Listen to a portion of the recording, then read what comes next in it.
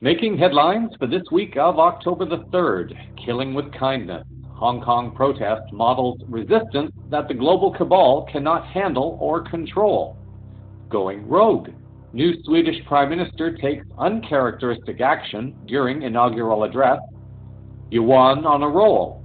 China moves to direct trading, bypassing the US dollar with yet another big player. And going to pot.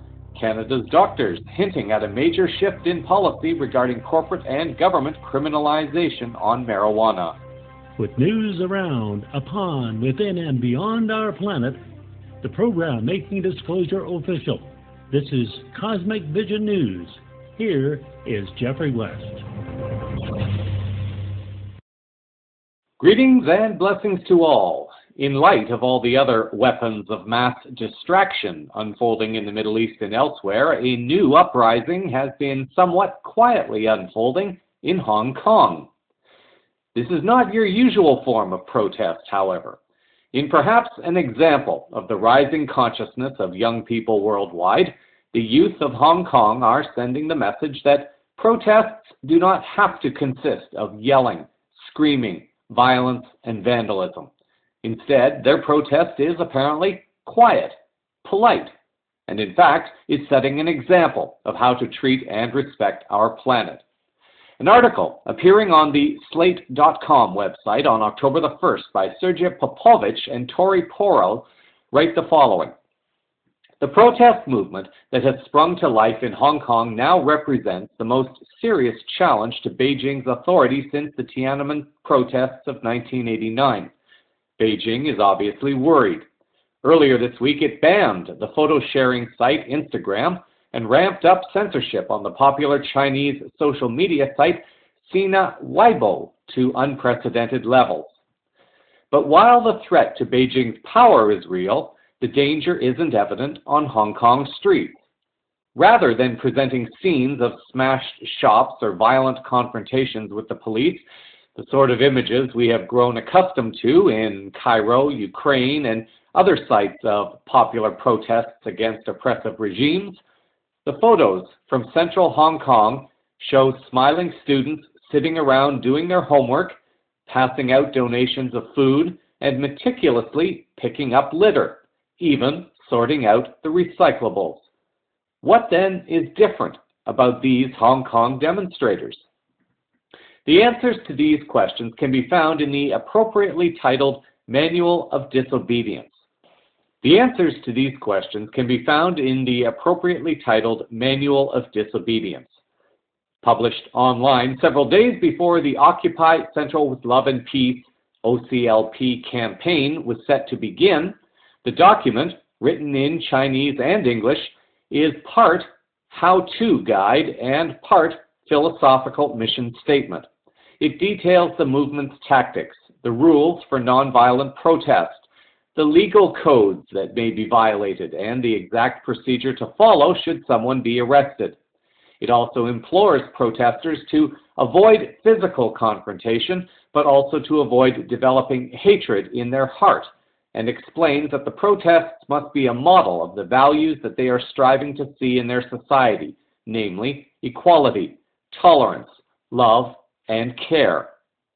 The protesters understand that these values will not only help win over sympathizers, but lay bare the illegitimacy of the regime if it moves against them with excessive force. These aren't youthful idealists. They are savvy political operators who understand the secrets of successful nonviolent resistance. The proof of this fact is playing out in the streets of Hong Kong right now.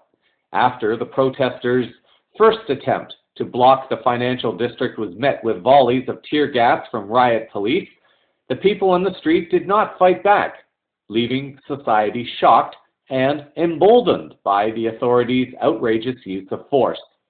The next day, thousands more people turned up with signs supporting the students, condemning police tactics, and calling for the resignation of Hong Kong leader C.Y. Leung.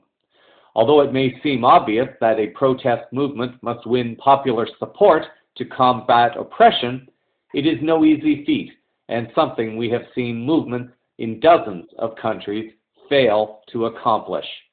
The staunch adherence to nonviolence Occupy Central has demonstrated takes preparation, training, and discipline, a combination that's very rare for many movements. However, this protest was not really started by the students. It apparently was started by lawyers who were protesting changes to the Constitution of Hong Kong and attempts to strip away powers from the judiciary. What resulted was a rather interesting, albeit unofficial, alliance between lawyers and students. Given the falsity and the illusion of the system of commercial law, which serves to enslave people, this represents an irony, and yet a message of hope in that the best way to lose an enemy is to make the enemy your friend. The following interview was given on the Real News Network recently with a lawyer from Hong Kong. Welcome to the Real News Network. I'm Shamini Perez coming to you from Baltimore. We are witnessing the largest and most relentless demonstrations in the history of Hong Kong. Hong Kong is officially known as the Special Administrative Region of the People's Republic of China. In the 1984 agreement between China and Britain, Hong Kong was handed over to China on the 1st of July 1997.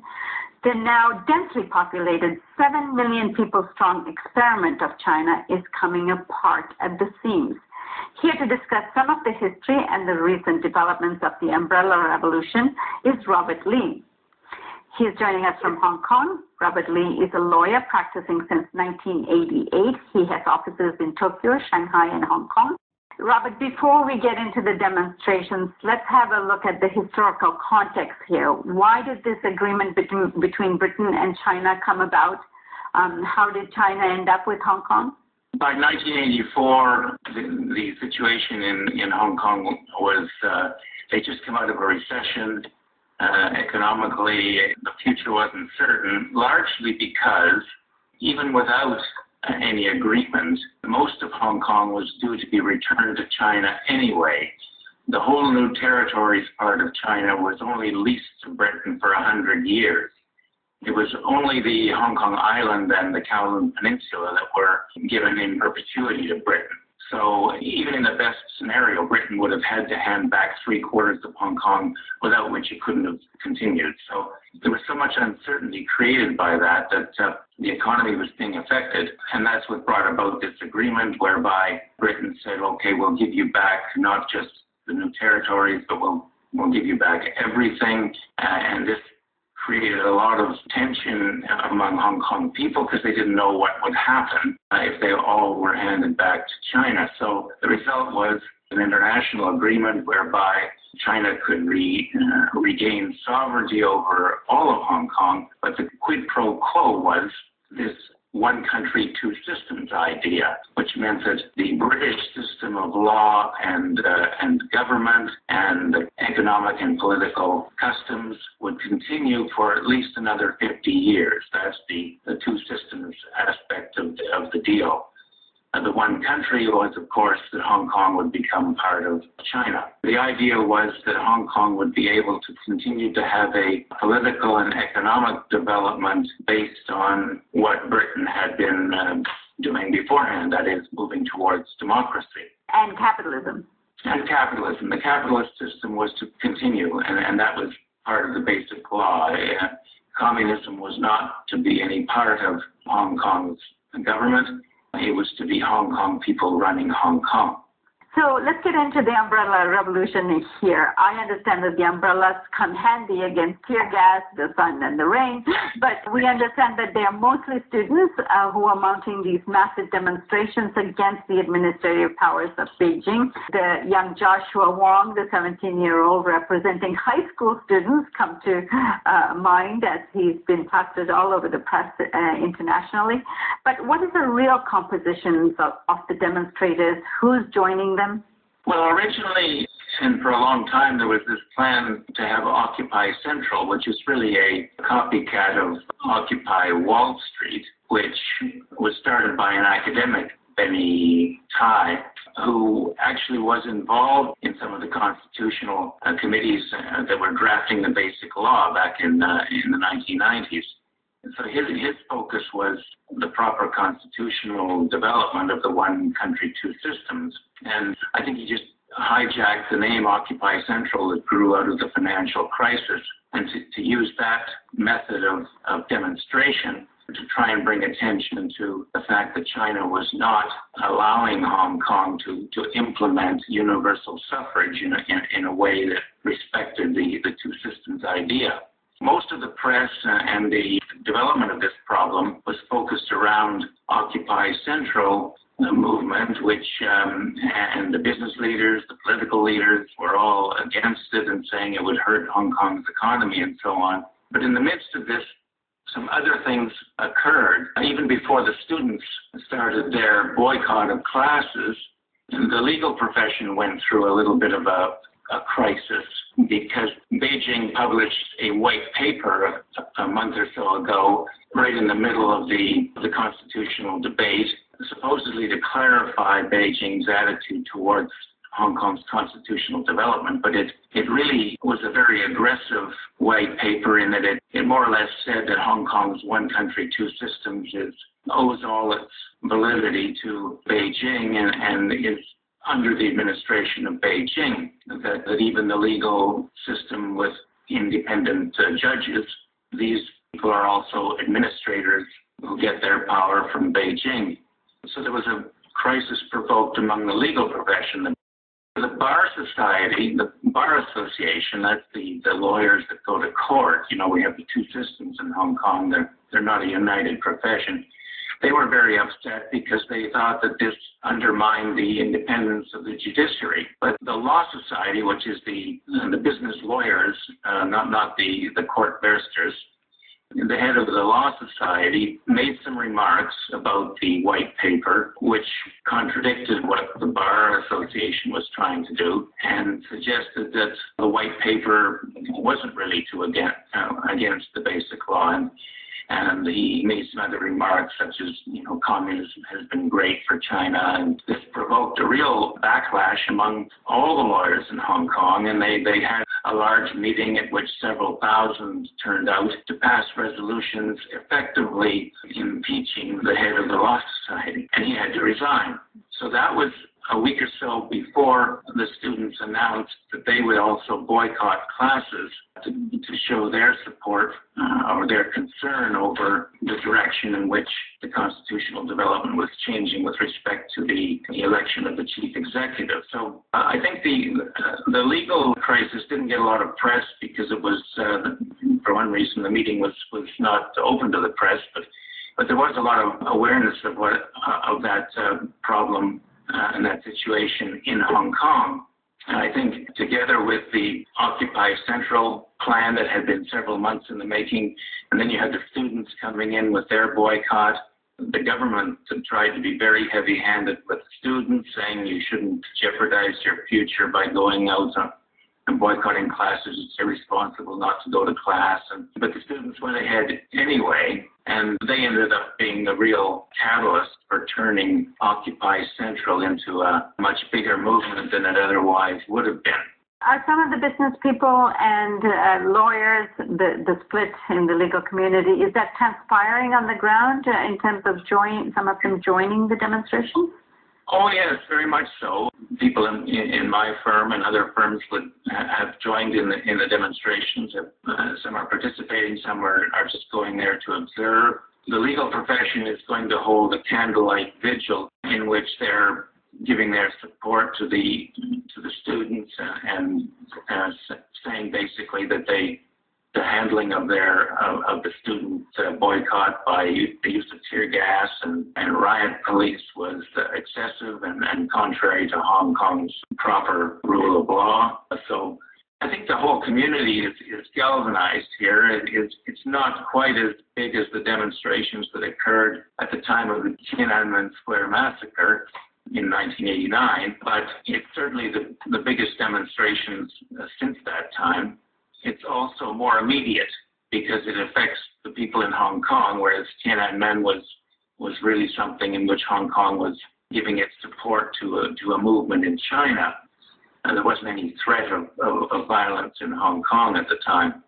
This is a very broad-based protest, which has gone in the face of very strong media, business leaders, political leaders, commentators from China saying you shouldn't do this, it's counterproductive, it's not going to get you anywhere, it's going to hurt Hong Kong.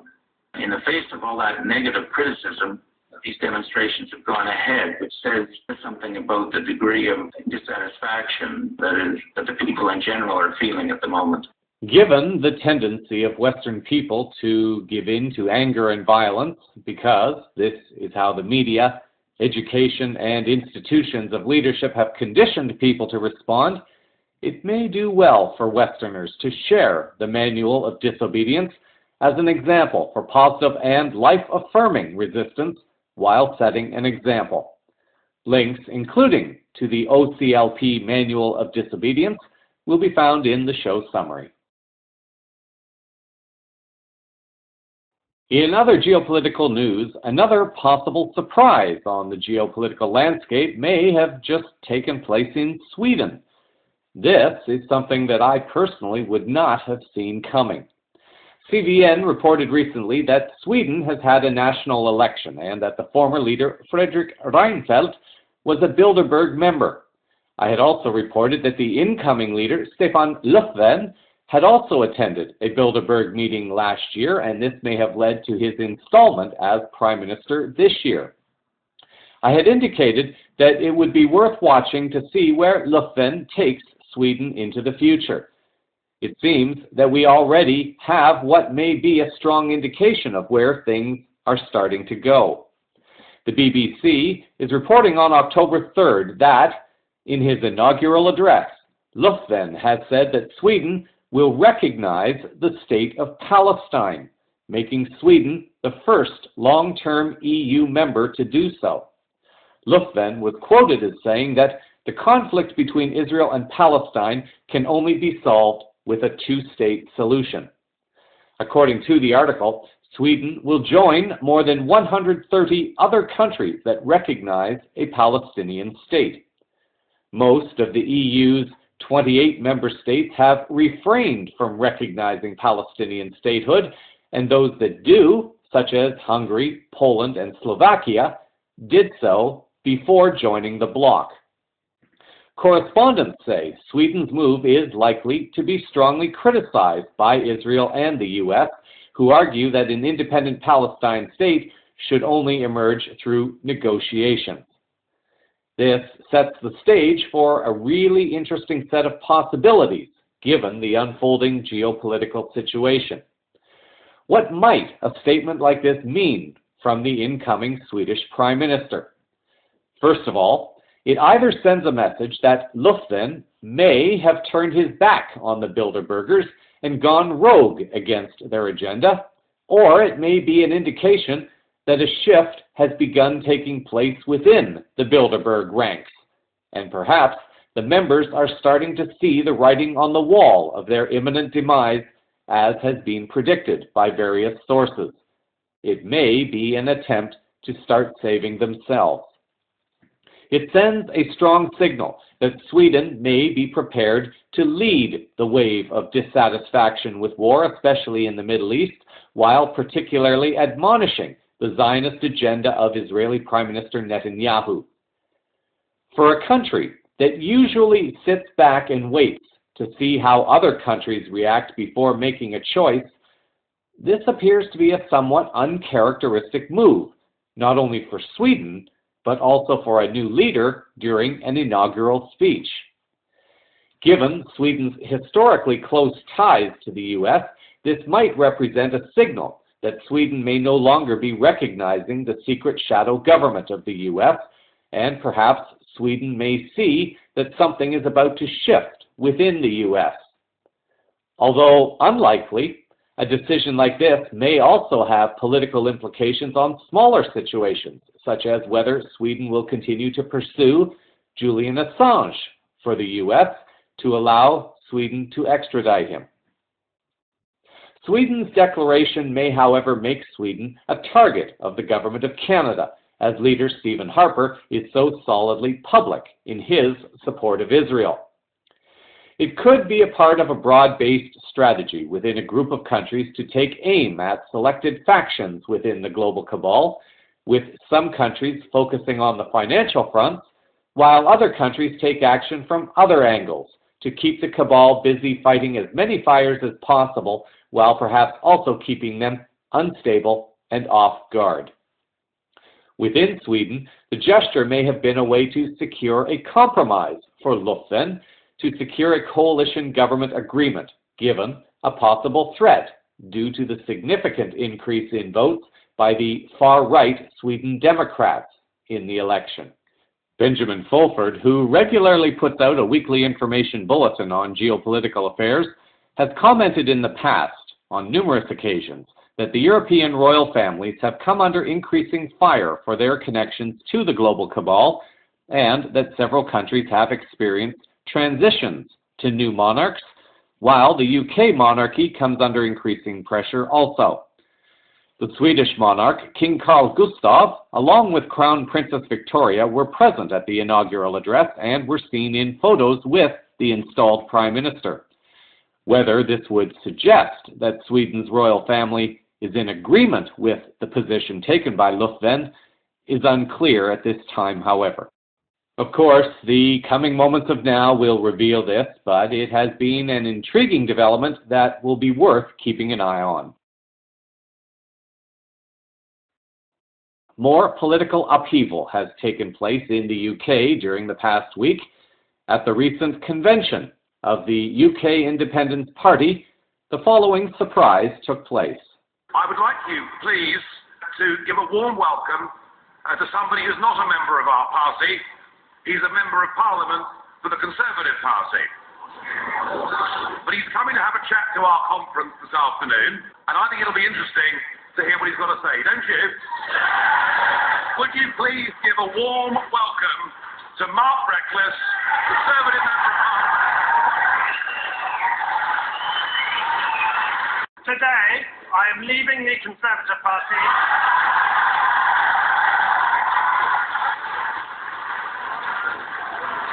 and joining UKIP.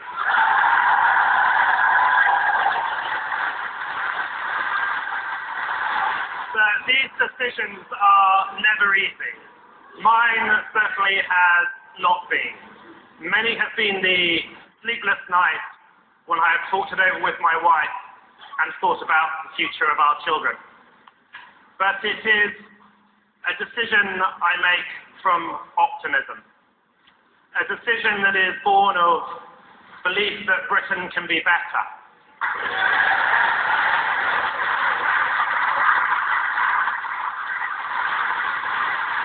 And of my knowledge of how the Westminster parties hold us back, but also of my belief in the Fresh Start UKIP office.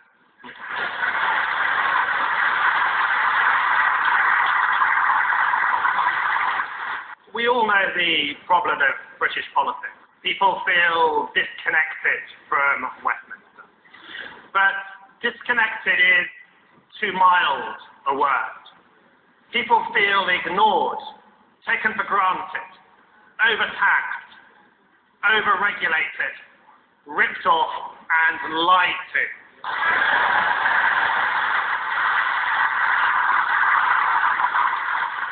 And they have reason to, because with some honourable exceptions, MPs too often are not local representatives, but agents of a political class.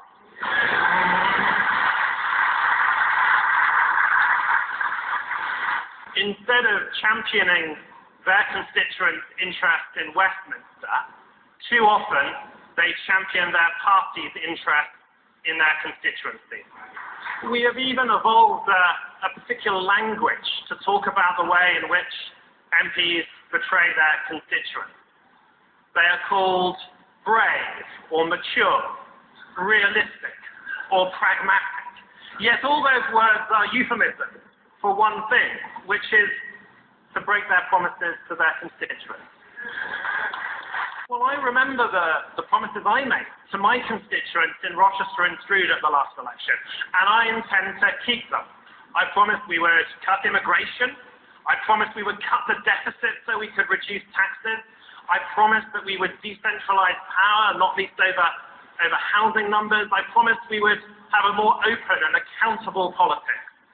And I promised, above all, to help get our country out of the European Union. Reuters news service, via an article in the Times of India, had reported on September 28th that the defection of Mark Reckless, the Member of Parliament for Rochester and Stroud in southern England, is the second in just over 4 weeks and comes 8 months before a national election in which UKIP could threaten Cameron's re-election chances. A recent poll mentioned in the article apparently has brought more bad news to the current global cabal puppet Prime Minister Cameron, as UKIP leader Nigel Farage is now viewed in a slightly more favorable manner than Cameron. A HuffingtonPost.co.uk article on September 27th had reported that Clacton MP Douglas Carswell made the switch at the end of August and triggered a by-election. The defection was deliberately timed to cause maximum damage to the Conservative Party, which started its own annual conference in Birmingham on September 28th. It should not be much of a surprise that the writing is on the wall for leaders and parties that are aligned to the global cabal and Zionist agendas. Cameron seems to have put his foot in his mouth once again, as it was reported in an article on the antimedia.org website by Cassius Methel that David Cameron recently delivered a massive dose of propaganda to the people of the UK and the world, perpetuating a philosophy of violence against peaceful people and relentless aggression. In a recent speech addressed to the UN, he said nonviolent extremism is as dangerous as violent terrorism and must be eradicated using every weapon at any government's disposal. This is synonymous with a declaration of war upon activists, and this could be considered a declaration of war upon anyone representing ideas that are inherently against the philosophy of government, power structures, and centralized power and currency. The following is a small excerpt of Cameron's address to the UN. The root cause of this terrorist threat is a poisonous ideology of Islamist extremism. This is nothing to do with Islam, which is a peaceful religion which inspires countless acts of generosity every day. Islamist extremism, on the other hand, believes in using the most brutal forms of terrorism to force people to accept a warped worldview and to live in a quasi-medieval state. To defeat ISIL and organizations like it, we must defeat this ideology in all its forms. As evidence emerges about the backgrounds of those convicted of terrorist offenses, it is clear that many of them were initially influenced by preachers who claim not to encourage violence, but whose worldview can be used as a justification for it. We know this worldview, the peddling of lies, that 9/11 was somehow a Jewish plot, or that the 7/7 London attacks were staged. The idea that Muslims are persecuted all over the world as a deliberate act of Western policy. The concept of an inevitable clash of civilizations. We must be clear. To defeat the ideology of extremism, we need to deal with all forms of extremism, not just violent extremism. For governments, there are some obvious ways we can do this. We must ban preachers of hate from coming to our countries. We must prescribe organizations that incite terrorism against people at home and abroad. We must work together to take down illegal online material like the recent videos of ISIL murdering hostages. And we must stop the so-called non-violent extremists from inciting hatred and intolerance in our schools, our universities, and yes, even our prisons.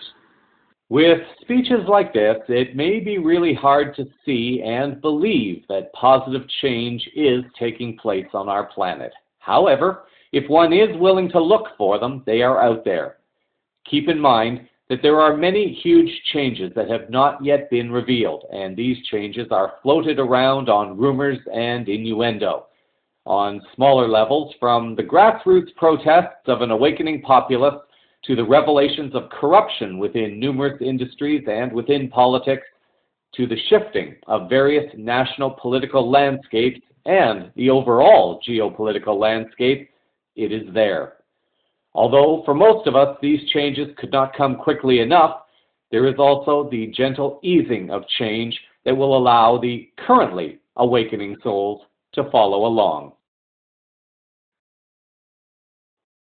In financial news this week, while the geopolitical circles continue to play their little games to the media and to the people of the world, the word being reported this week in the geo-financial circles is that the euro and the yuan, the currency of China, are now set up for direct trading.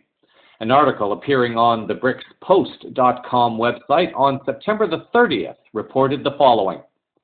Analysts have given the thumbs up to the Chinese central bank's announcement on Monday that the Chinese currency can now be traded directly against the euro in its interbank currency market. This would be a major boost to trade between China and the Eurozone, says Nordea. China stepped up plans to increase the international use of its currency last October with an agreement between the European Central Bank and the People's Bank of China to swap euros and yuan. From today, the US dollar is no longer needed for trading between the yuan and the euro. The two currencies can be traded directly against each other. This would lower transaction costs in the currency conversion and push for yuan internationalization, said Amy Yuan Zhuang, Senior Asia Analyst at Nordea Research. Although obviously not reported in this story, what this action means is that the global banking cabal has now apparently been cut off from more revenue that is taken from countries that settle their international trading via the US dollar. This can only benefit the Eurozone and China. The article continues, implications for European companies are beneficial in terms of lower transaction costs in exchange and trading. Generally, it will increase convenience in trade and investment between China and the euro area. Implications for China are more important. It is a cornerstone in yuan internationalization and it becoming a global reserve currency, said Zhuang in an emailed statement. Beijing is keen on substituting the US dollar with the yuan in all of China's trade with other countries. The Chinese currency now trades directly with the Japanese yen, the Australian dollar, the Brazilian real, the EU's euro, the New Zealand dollar, and many other currencies. The Bank of China has, so far, according to the article, opened more than 1,200 interbank renminbi clearing accounts and 1.7 million renminbi accounts for corporate and individual clients overseas. The logic behind a singular global reserve currency, such as the US dollar, has only become more and more vague as people awaken to lies, frauds, and crimes that have been committed and perpetuated via a fiat currency fractional reserve model of banking that was forced upon the world without their knowing consent back in the second decade of the 1900s. Questions have been raised as to why it would be necessary in the first place to settle international accounts by converting into US dollars and then converting them again into the receiving currency when the US is not involved at all. An article on Bloomberg.com on September 29th notes an increase in European trade with China by reporting that China's trade with European Union nations grew 12% from a year earlier to $404 billion in the first 8 months of 2014, according to data from the Asian Nations Customs Department. That compares with just $354 billion with the U.S. during the same period. Although other media report the story as China expanding its international influence, it is the underlying message that is the real story, and that is the removal of the US dollar as a global reserve currency. Tyler Durden, reporting in an article on ZeroHedge.com on September 29th, actually raised the speculation that perhaps the US wants to accelerate the demise of the dollar, and this would fit in with a prediction that I made several months ago that Obama and Putin may be working together on either a conscious or unconscious level to accelerate the demise of the global banking cabal. Durden wrote the following: De-dollarization has been an ongoing theme hidden just below the surface of the mainstream media for more than a year, as Russia and China slowly but surely attempt to isolate the US dollar. Until very recently, direct trade agreements with China, bypassing the dollar, had been with smaller trade partners. On the heels of Western pressure, Russia and China were forced closer together, and de-dollarization accelerated from Turkey to Argentina as an increasing number of countries around the world realized the importance of this chart. However, things are about to get even more dramatic. As Bloomberg reports, China will start direct trading between the yuan and the euro as the world's second largest economy seeks to spur global use of its currency in a fresh step forward in China's yuan internationalization. With civil unrest growing on every continent and wars, proxy or other, at tipping points, perhaps, just perhaps, the U.S. really does want to rid the weight of the U.S. dollar as a reserve currency after all. Now that would be an intriguing strategy. Durden's article also noted a conclusion recently given by Germany's Deutsche Bank. They were reported as having concluded that given this analysis, it strikes us today that we are in the midst of an extremely rare historical event, the relative decline of a world superpower. U.S. global geopolitical dominance is on the wane, driven on the one hand by the historic rise of China from its disproportionate lows, and on the other to a host of internal U.S. issues, from a crisis of American confidence in the core of the U.S. economic model to general war weariness. The U.S. is losing its place as the sole dominant geopolitical superpower, and history suggests that during such shifts, geopolitical tensions structurally increase.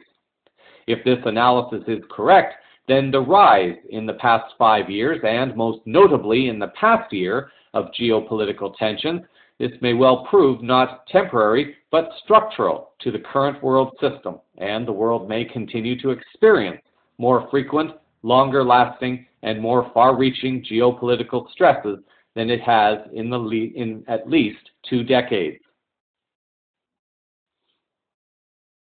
In the continuing fallout of the revelations reported last week on the secret tapes implicating the New York Fed Reserve Bank as being in bed with corporate interests, an article this week by Jonathan Spicer and Emily Stevenson of Reuters News Service on September 26th has indicated that an influential U.S. senator wants to hold hearings into quote-unquote disturbing issues raised by secretly taped conversations between Federal Reserve supervisors and officials at Goldman Sachs Group, a bank the Fed was tasked with policing. The article adds that Elizabeth Warren, a Democrat on the Senate Banking Committee, on Friday called for hearings after portions of the recordings from 2011 and 2012 were made public. Fellow Democrat Sherrod Brown, also a committee member, called for a full and thorough investigation into the allegations they raised. Carmen Segarra, a former New York Fed Bank examiner who brought a wrongful termination lawsuit against her former employer, recorded the conversations and provided them to the investigative news outlet ProPublica and the public radio show This American Life, to illustrate what she saw as an inappropriately close relationship between regulator and bank.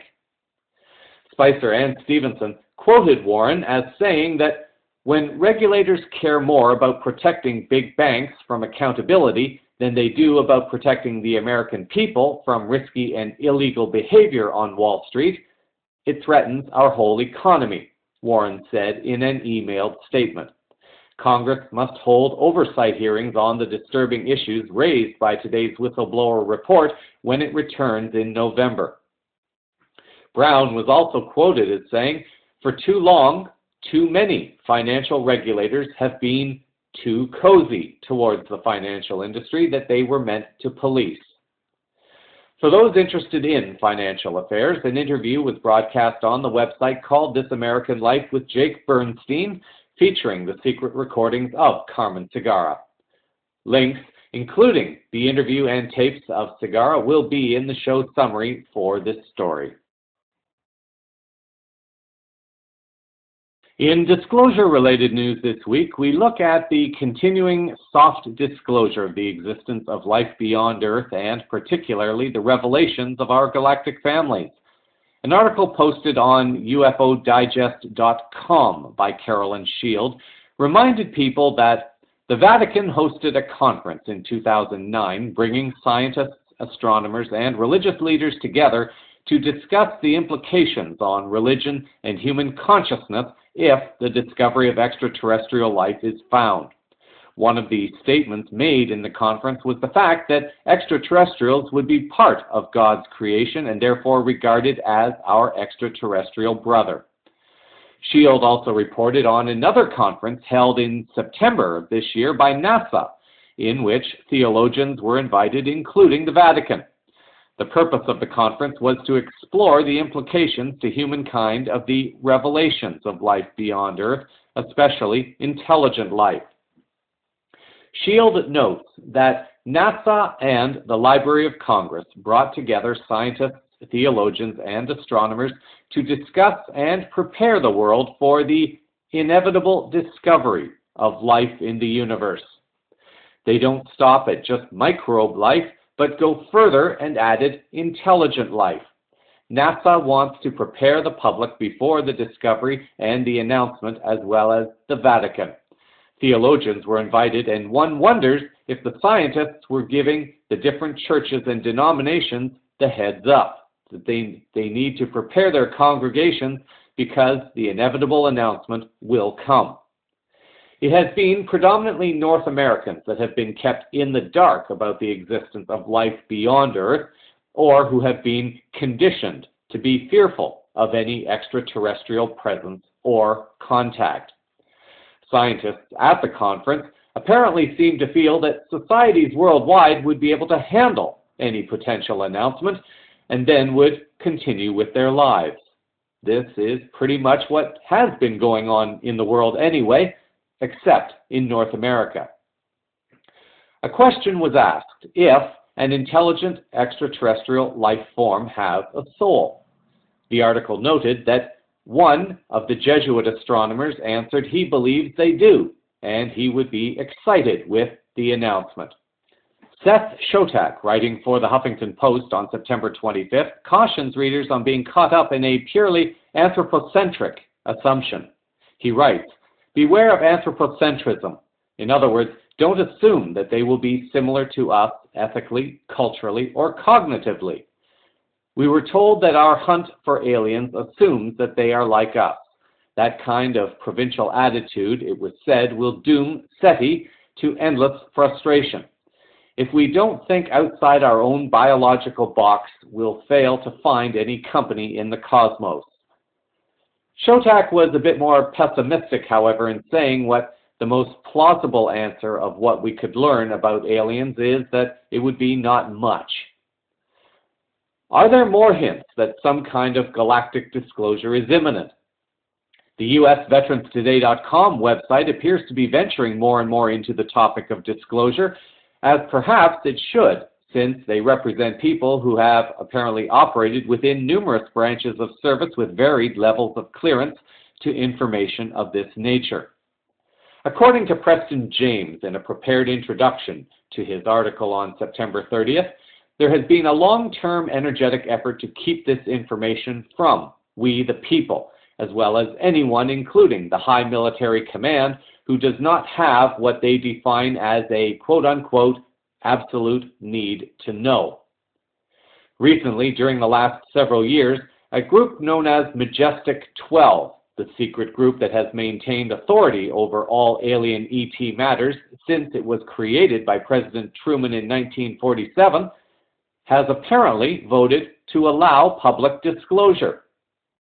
Preston refers to what he calls a ruling crime cabal, or RCC, consisting of a working alliance between the Bush Family Crime Cabal, or BCC, and the International Zionist Crime Syndicate, or IZCS.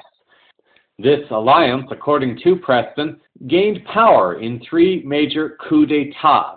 The first in 1913 with the illegal, unconstitutional passage of the Federal Reserve Act, the second with the assassination of President John F. Kennedy, and the third with the deployment of a Gladio-style false flag inside job nuclear attack on America on September the 11th, 2001.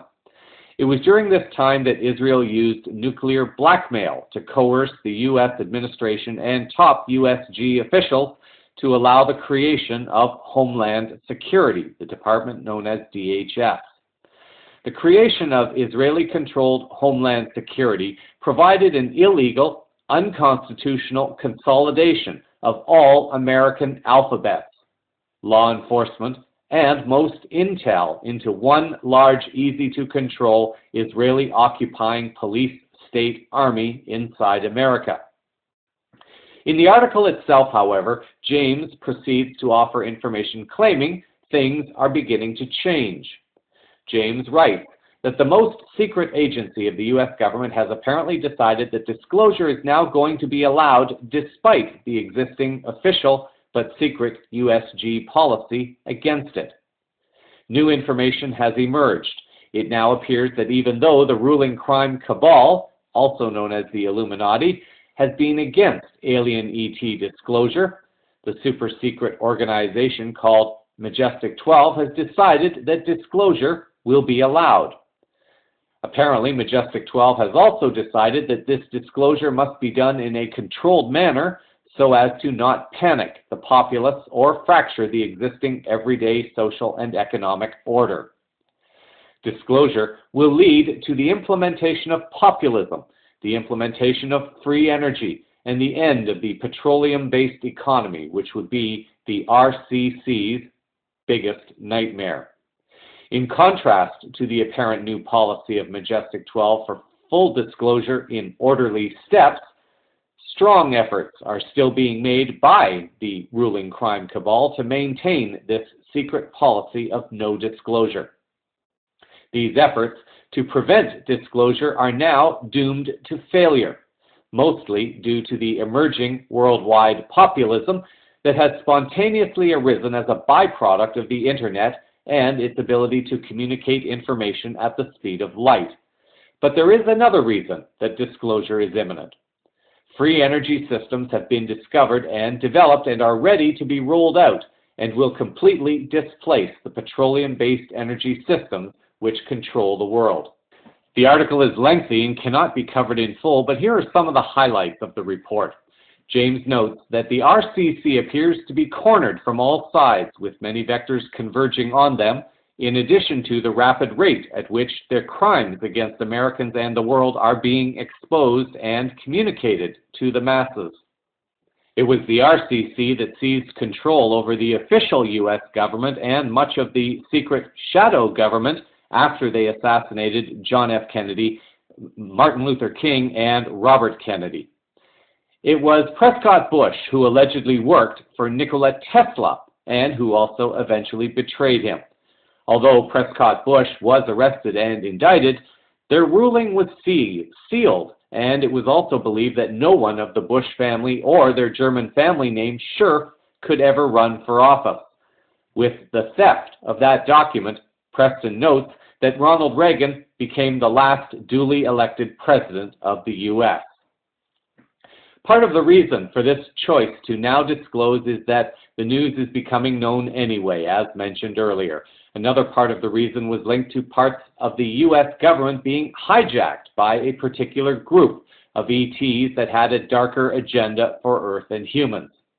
It has been alleged, and James seems to affirm, that this group of ETs and members within the USG signed an agreement that would result in a sharing of technologies and access to wealth and power in exchange for access to humans for DNA testing. This group has used the alleged consent of the people as the justification to act on their behalf to sell them off as pawns while they reap rewards, power, and wealth. In other words, it could arguably be considered a form of galactic admiralty law, with commercial agreements and rules put into place without any formal consent from those to whom these rules were being applied. If the world is to stop the rollout of this alien agenda, James writes, that the solution is twofold. First, expose them for what they are, cosmic parasites who have possessed, anointed, and empowered some very evil, twisted top leaders who have become criminal psychopaths and are demon-infested. Resist draconian mind control, attitude cloning, and dumbing down at every level. The second solution is to resist their agenda in mass by refusing to consume their pornography, mind-numbing TV programming, and a 100% commitment to live by the golden rule. Not their, but the real one. Their golden rule is gold rules. That it is he who has the gold can buy everyone and everything they want. The real golden rule is do unto others as you would have them do unto you. The ruling super elite deviants cannot live by this rule of do unto others because it is no longer within their nature. When 10% of mass consciousness is reached, which it already has, it is only a matter of time when the Illuminati breaks down. Now, the critical mass is actually 11% in America and moving towards the 12% mark. At 12%, the turning point is reached and the Illuminati system will no longer be supported by we the people and will become unsupported and even psychologically attacked at every single level of American society. What I have been sharing is part of what I call the bigger picture, the revealing of truth that helps humanity awaken to what has been on our planet. There is also what I call the bigger picture, the larger spiritual reason for why all of this is unfolding. James notes, apparently there are accepted rules of play in the universe established by the Creator God Almighty, and that is that any ET alien group of fallen ones cannot take over another group such as humans without obtaining their consent. And apparently there is another rule of play, that the use of fission, fusion, or free energy, also known as dark energy, cannot be allowed to get out of hand in waging war, and cannot be allowed to become a serious threat to the existence of planet Earth and perhaps other parts of the universe. To James, sources have suggested an intervention has begun taking place by the more benevolent members of our galactic families because humanity has begun waking up and no longer desires to be enslaved. This act of awakening and of declaring that they no longer wish to be slaves is a form of consent that allows the help to arrive in ways that follow the rules according to universal law. This requires people from all Western countries, but especially from the U.S., to become informed and begin taking their country and their government back, preferably as peacefully and as lawfully as possible. The increased number of false flag attacks over the last year have been a sign of increased desperation among the global cabal. From the 3D bigger picture perspective, James has speculated that one reason for a shift in the decision to disclose by MJ12 is because they have acquired parity with the space weapons used by the occupying members of the cabal and negative ETs. This may have happened as a result of information shared by Sheldon Neidl, who has reported that the Anunnaki, a former negative group of our galactic families, has now switched allegiances, and thus those who have gone rogue, including the global cabal, no longer have access to increasingly advanced weapons, allowing for the balance of consciousness to shift. From the fifth dimensional, bigger picture perspective, there may be cause to question some of this because the alleged New Earth or Golden Age of consciousness may not be fully birthed if weapons are used for its manifestation.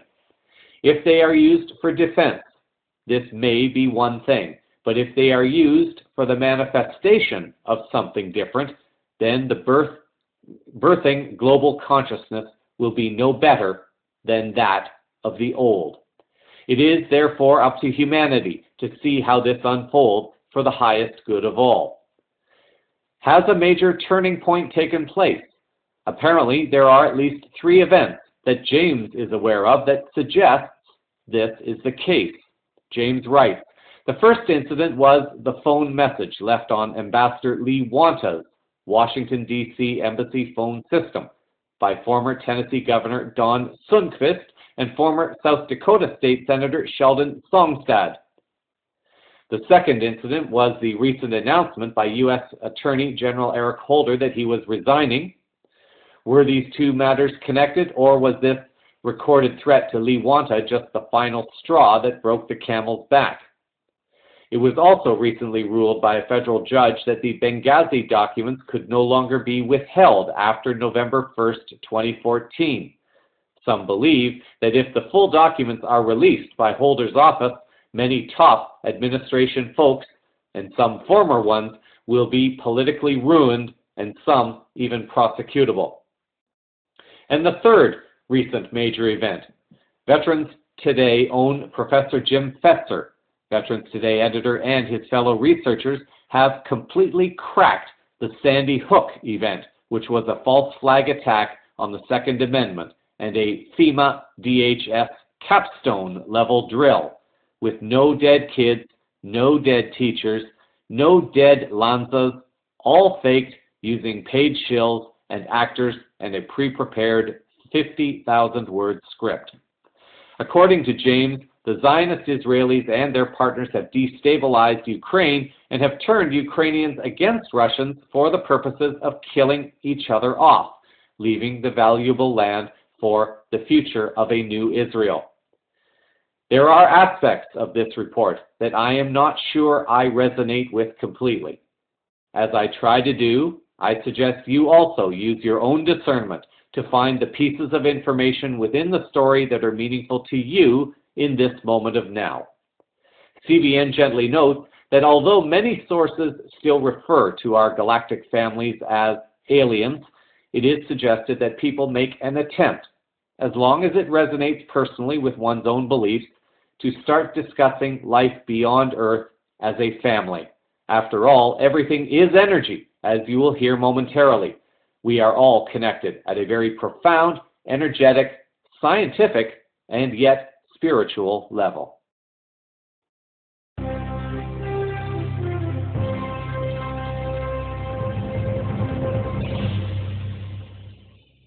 In science-related news this week, we look at an article appearing on the johnasaraf.com website with regard to understanding better the energetic nature of who and what we all are. Asaraf writes that Nobel Prize-winning physicists have proven beyond a doubt that the physical world is one large sea of energy that flashes into and out of being in milliseconds over and over again. Nothing is solid, and this is the world of quantum physics. They have proven that thoughts are what put together and hold together this ever-changing energy field into the objects that we see. Asaraf uses several analogies to help explain and interpret the world of quantum energy. He refers to a movie as being a collection of images on film, but the speed in which each image replaces the next is part of the illusion that people think is continuous motion. A TV set with electrons hitting the screen a certain way also helps to create this illusion of movement. Asaraf also mentions the human senses, writing that each of these senses has a specific spectrum. For example, a dog hears a different range of sound than humans do. A snake sees a different spectrum of light than humans do, and so on. In other words, your set of senses perceives the sea of energy from a certain limited standpoint and makes up an image from that. It is not complete, nor is it accurate. It is just an interpretation. All of our interpretations are solely based on the internal map of reality that we have, and not the real truth. Our map is a result of our personal life's collective experiences. Our thoughts are linked to this invisible energy, and they determine what the energy forms. Your thoughts literally shift the universe on a particle-by-particle basis to create your physical life. Look around you. Everything you see in your physical world started as an idea that grew as it was shared and expressed until it grew enough into a physical object through a number of steps. You literally become what you think about most. Your life becomes what you have imagined and believed in most. The world is literally your mirror, enabling you to experience in the physical plane what you hold as your truth, until you change it. Quantum physics shows us that the world is not the hard and unchangeable thing it may appear to be. Instead, it is a very fluid place, continuously built up using our individual and collective thoughts.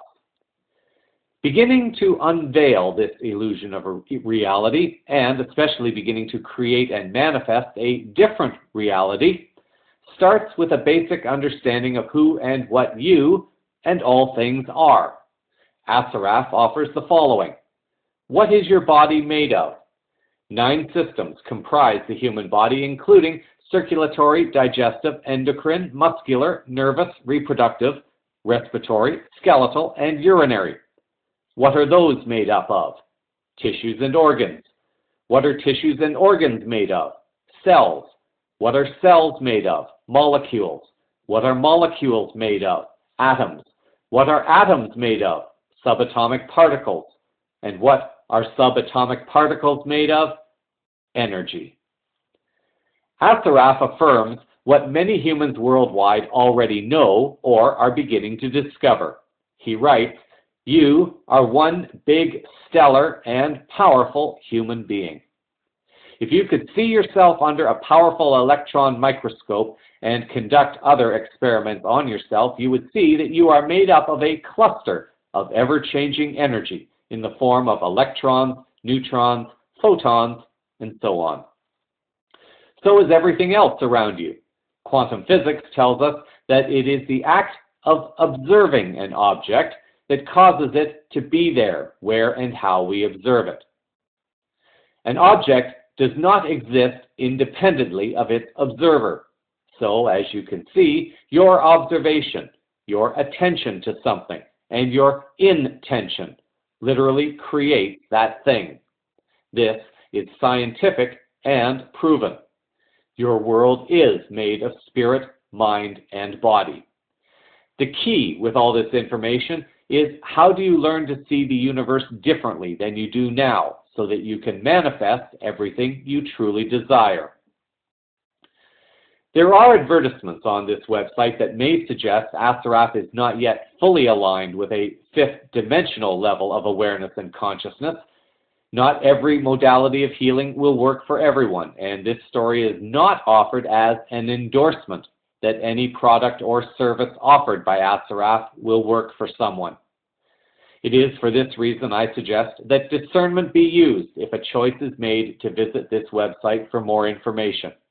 The analogies offered by Asaraf, however, may be able to offer some listeners ideas about how they may choose to communicate information to loved ones in assisting them to awaken at this time.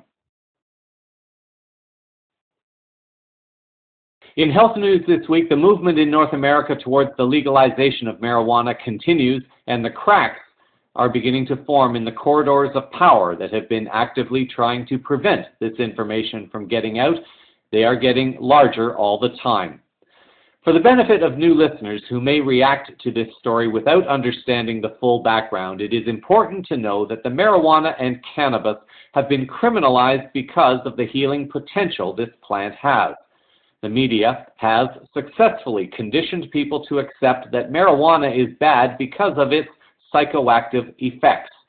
In other words, people associate marijuana only with getting high and not with the healing potential.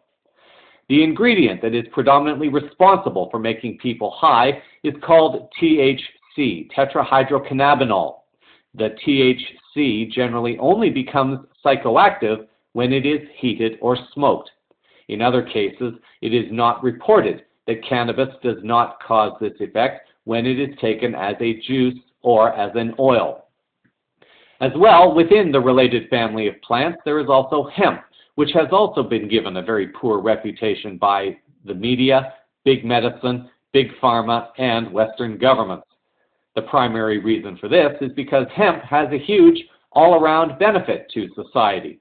It is a strong, durable fiber that can be used for clothing, cars, for manufacturing, for nutrition, and health, for building homes, and numerous other applications. It is a plant that grows significantly more quickly than trees and can regenerate itself in months instead of years and decades for trees. The primary reasons that governments and the health industry have sought to criminalize this product is because, one, since it promotes good health, there will be less profit for the healthcare profession and the pharmaceutical industries, and two, if people are in good health and more connected spiritually, this represents a threat to the power base of the global cabal. Remember that the people of the global cabal, the power comes in keeping people in debt, in fear, in separation, and in poor health.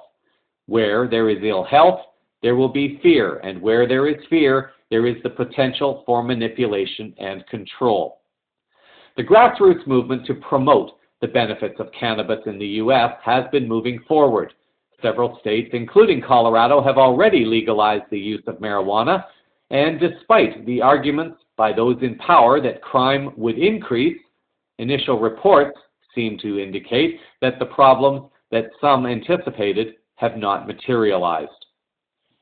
In Canada, the government and the medical profession have been historically and adamantly against the legalization of marijuana and cannabis, although movements are underway also in this country to bring greater awareness to the truth behind this plant and also the story that has been fed to people.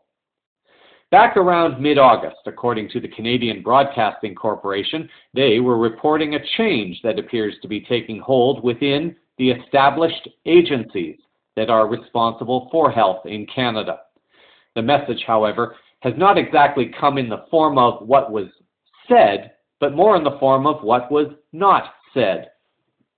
The CBC article for August 16th reported that the main groups representing Canadian doctors have declared that they will not participate in Health Canada's upcoming anti-drug campaign targeting young people.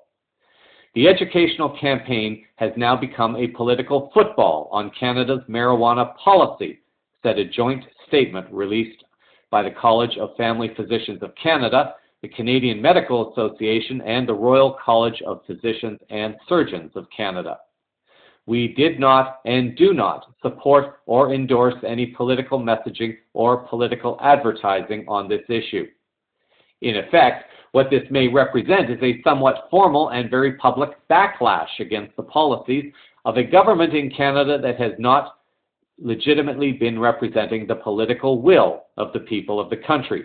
And more people and institutions seem to be standing up to that, which in turn only empowers more. The news will lend even greater support to the leader of the Liberal Party in Canada, Justin Trudeau, who has come out publicly in support of legalizing marijuana.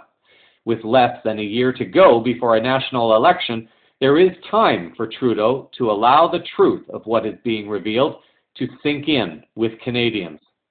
An attempt to smear the Liberal leader as a joint-smoking pothead during the summer appears to have failed, as another CBC story suggests that Trudeau's stance on marijuana already has the support of 1 in 3 Canadians, 33%, and this is already more than the public support that allowed the current government to take control in Canada. The fact that it was a government-commissioned survey may also not reflect well on the current government of Stephen Harper. Although it still remains to be seen, the fact that 3 major medical bodies in Canada have begun to take this position suggests that there is a growing group of doctors within Canada that appear to be choosing to honor the ethics of their Hippocratic oath to do no harm, and are taking the position to honor the health of Canadians as opposed to protecting corporations and individuals that derive their profit and power from the business of disease and sickness. More will be forthcoming on this story. For those who are choosing to take the time to expose themselves to health information that comes from what some call alternative sources, they are beginning to discover that perhaps there is more truth in these sources of information than has been reported by the mainstream media. Just as the medical and pharmaceutical industries have been controlling the health of people by focusing only on illness and not wellness, so too has the dental profession been keeping people in the dark about the nature of dental health. An article appearing on the althealthworks.com website from last January by Nick Mayer offered an interview with author Ramiel Nagel, who shares information on the problems of modern dentistry and how to heal teeth naturally. Mayer writes, "Dentists don't deal a whole lot in nutrition, but making the right dietary choices can play a major role in preventing tooth decay, and even curing it, according to author Ramiel Nagel, author of the popular book Cure Tooth Decay, which outlines a specific protocol for curing tooth decay and remineralizing our teeth in general." The following are some excerpts from Nagel's interview. He shares that when the underlying nutritional deficiency is resolved, then the tooth decay halts and the teeth get harder. To answer the question, both eating a diet deficient in life-giving vitamins and minerals and eating too many foods that deplete the body of minerals like processed sweets and sugar cause physical degeneration. The most important thing people can do to protect themselves from tooth decay is add a concentrated source of fat-soluble vitamins, A, D, E, and K, to their diet from whole foods. Just adding a whole food vitamin D concentrate to the diet, such as fermented cod liver oil, will reduce people's rates of cavities by at least 47%, as proved by several studies on the effect of vitamin D on tooth cavities. What modern dentistry gets wrong is that it blames bacteria for tooth decay. It's not what bacteria eat that cause tooth decay, it's what we eat. Remineralized teeth require little or no drilling. It's a bit confusing for people because most dentists are overzealous with their drilling. A significant portion of cavities dentists identify are tiny holes in the teeth. Some are already even remineralized. Root canals are almost always overprescribed, and it's actually fairly rare when a tooth truly needs a root canal.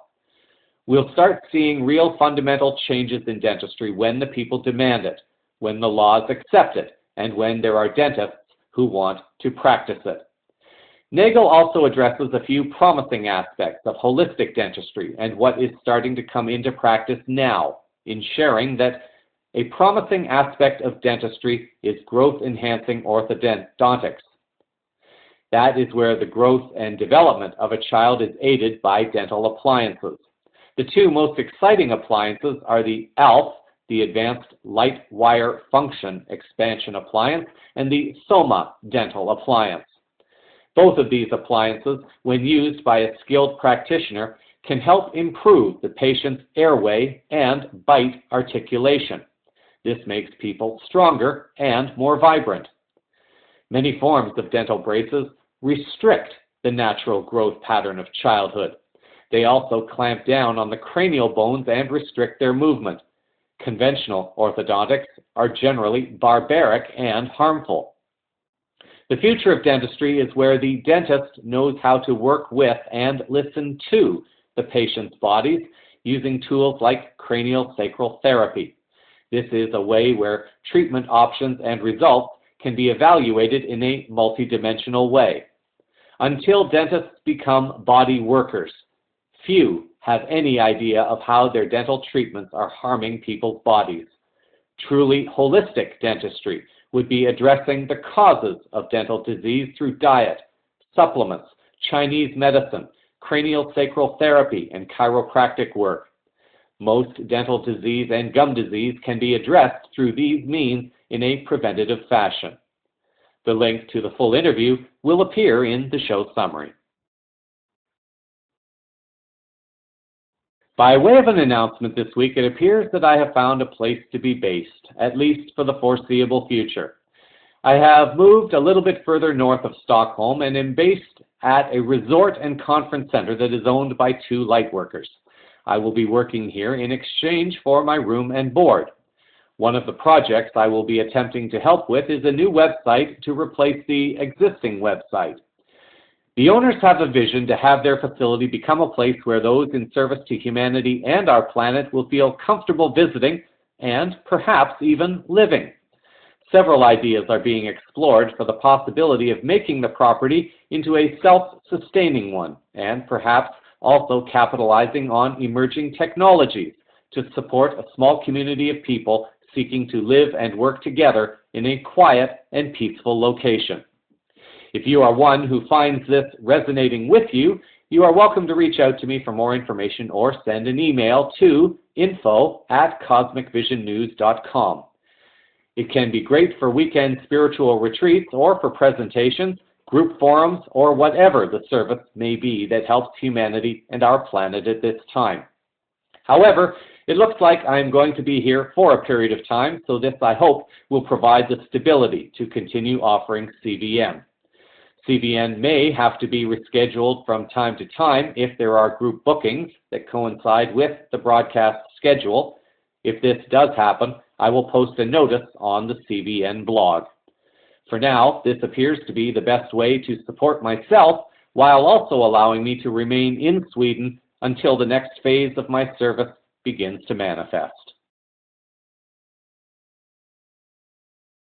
And in this week's final words, it may be worth reminding people of a few things as we witness so much truth starting to come out and how well-intentioned souls may be contributing to the agenda of the cabal without even knowing it.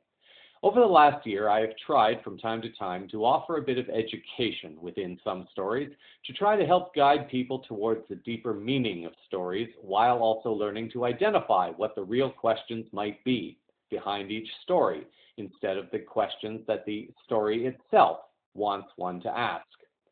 Several things have come this week regarding this apparent false flag being sold as an Ebola epidemic.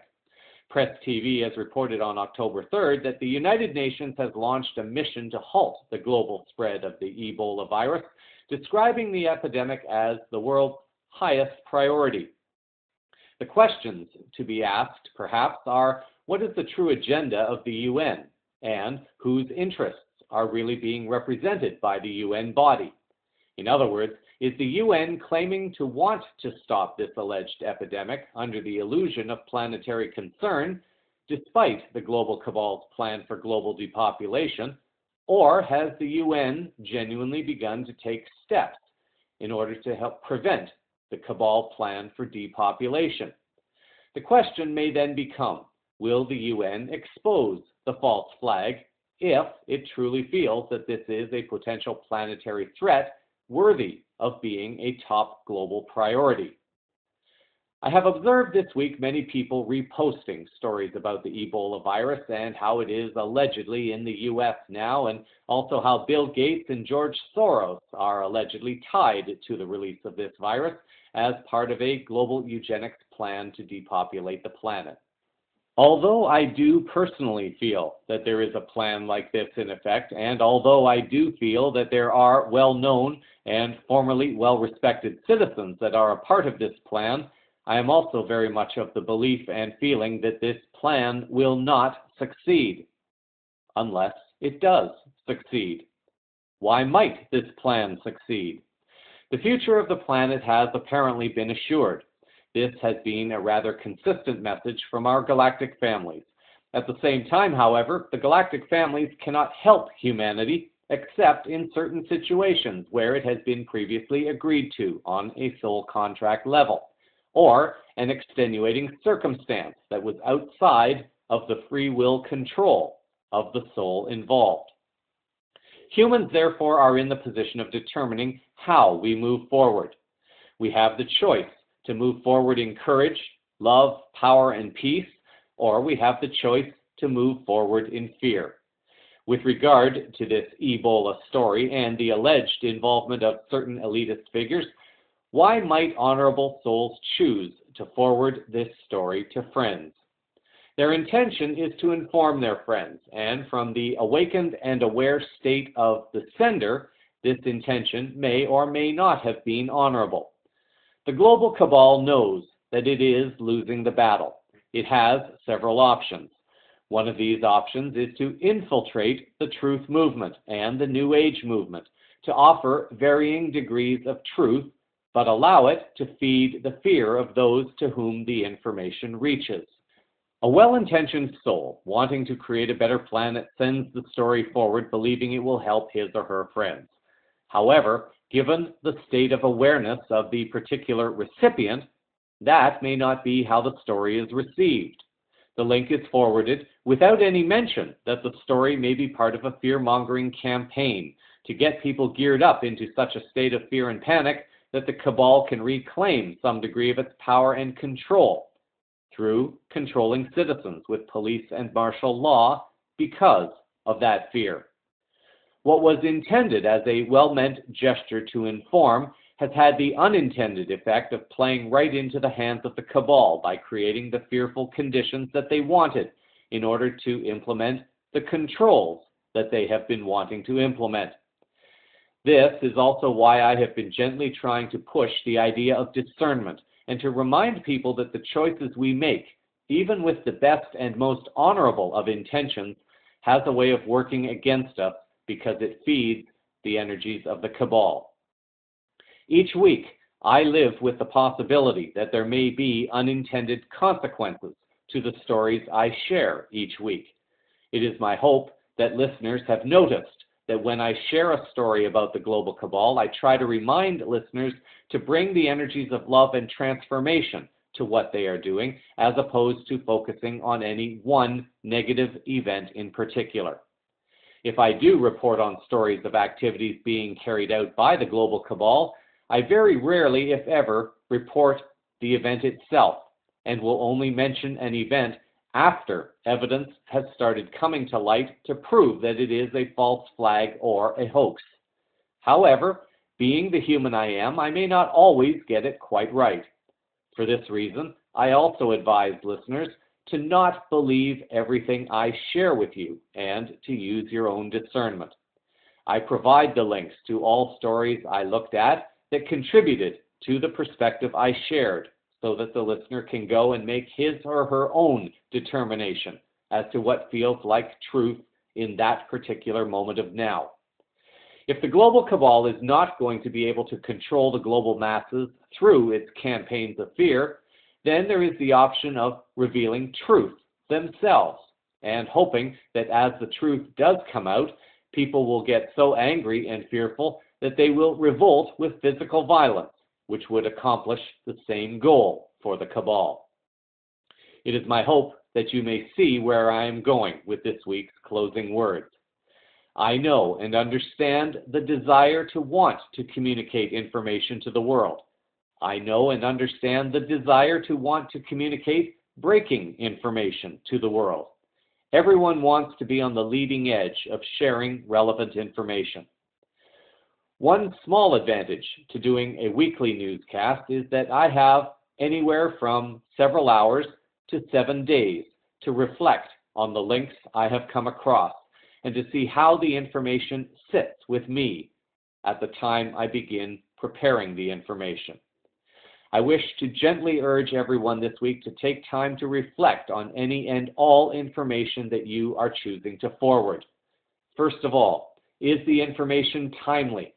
If you see an article on a website, the date might show September 30th, for example. If the article provides a link to a source, one may click on this and it might show a date of April 25th, 2013. If there is yet another source link in that story, one may find that the original story was written many years earlier and therefore no longer has relevance. Therefore, people may be getting upset again for no reason at all, and this could potentially have karmic consequences upon you, even though you were only doing something you thought was honorable and well-intentioned. Are you forwarding articles without fully reading them to get your own sense of discernment, or are you racing to be among the group to share quote-unquote breaking news? Are the articles truth-oriented with a positive angle, or are they truth-oriented with a fear-mongered perspective? Ask yourself what the potential consequences may be if you choose to forward a particular story. Consider some sources like Alex Jones, who has historically been considered a truth-oriented journalist, but has traditionally put a fear-mongered spin on stories, as though to push people into a violent overthrow of those whom he is allegedly exposing. What is the new earth you are wanting to create, and how do you wish to see it created? Our galactic families, assuming their messages have been true, and at this time I feel that there is truth within them, have told us that the new earth must not be birthed from the energies of violence, death, and conflict. Peace cannot be birthed from the energies of the paradigm of war and death. Humanity only needs to awaken to the lies, the frauds, and the crimes being committed. We only need to become aware and begin asking the hard questions that will hold politicians accountable and put them on notice that we are aware of their games, and if they try to do anything, they will be removed from office. Am I saying that there must not be death? Well, even I must say, sadly, there will likely be some degree of death involved because certain souls at the soul level have agreed to serve as protectors of the people. They are answering a particular call that may be needed at a certain time. If your soul is not calling you to serve in this capacity, then it is your service to become as educated and informed as possible to help other souls choose a peaceful and lawful path of change and respect those who may need to serve in a capacity that requires some more forceful change. We are not here to judge. We are here to empower, encourage, and awaken. Please be aware of the consequences of your service, and if you choose to forward a story that informs people of cabal actions, preface it with a statement that this is only informing people of what is going on and that this outcome does not have to happen as long as people choose to become informed and start acting on the information. Create a wonderful week until our next moment of now. So that is the Unfolding Consciousness news around the world this week. Cosmic Vision News is a part of the Enlight radio group of programs. Links to stories used in this broadcast are published in the show summary on the blog at cosmicvisionnews.com, on the CVN Facebook page, and also on Twitter, Google+, and LinkedIn.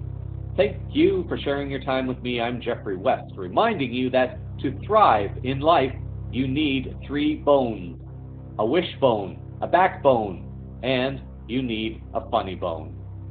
Well, this one may require some explanation to non-English speakers. Until our next moment of now, stay grounded in love, hold the vision of light and peace in your hearts, and keep your eyes to the skies. Disclosure is unfolding all around you. Namaste.